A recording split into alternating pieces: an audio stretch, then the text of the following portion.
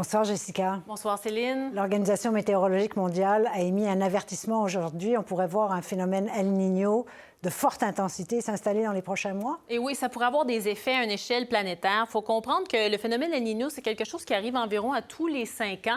Ça a des intensités qui varient et tout dépendant de l'intensité, bien, ça va venir donner des effets différents à travers partout autour de la planète.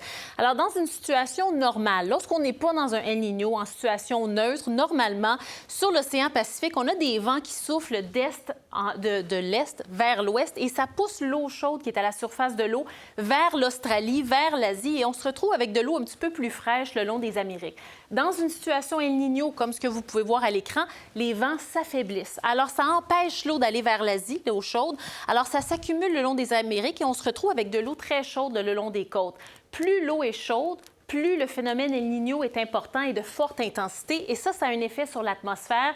On va retrouver les effets un petit peu partout à travers la planète avec de fortes pluies, des sécheresses des fois qui vont être amplifiées, des modifications de température. Bref, ça a des effets différents, mais on voit définitivement une différence. Alors, qu'est-ce que ça veut dire chez nous, au Canada? À quoi ça va ressembler?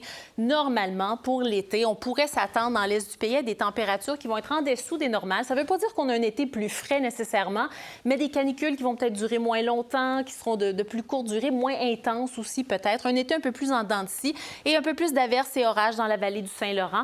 Dans les maritimes aussi, souvent, c'est une saison des ouragans qui est un petit peu plus calme. Et dans l'ouest, c'est du temps plus chaud et plus sec. Et pour tout le monde au pays, habituellement, c'est un hiver qui est plus doux, des températures un petit peu plus clémentes. Donc, c'est un peu à quoi on pourrait s'attendre, mais bon, reste à voir l'intensité de ce phénomène.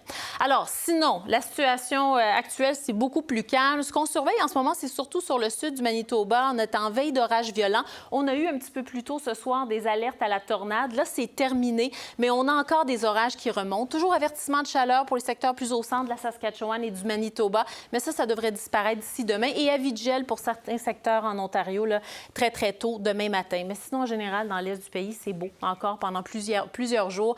On a du soleil, température autour de 28-29 degrés. Ça va s'ennuager graduellement vendredi. Le prochain épisode de pluie dans la nuit de vendredi à samedi. Donc, sur le centre, c'est la même chose. C'est très beau avec un ennuagement graduel vers la fin de la semaine. Saguenay-Lac-Saint-Jean, ça pourrait arriver un petit peu plus tôt, cette pluie, là, donc plus tôt dans la journée de vendredi. Mais d'ici là, c'est du soleil et de la chaleur.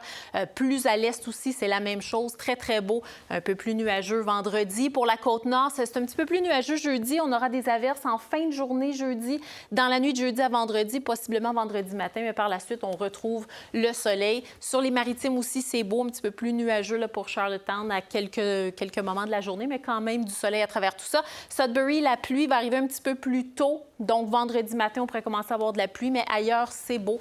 Et dans l'ouest, bien là, c'est un petit peu plus nuageux. On garde encore des risques d'orage là, sur les prairies demain, mais ensuite, un peu plus de soleil jeudi et vendredi. Par contre, pour Edmonton, c'est nuageux. Encore des averses et un peu plus nuageux pour Vancouver et Victoria également. Merci, Jessica. Bonne soirée.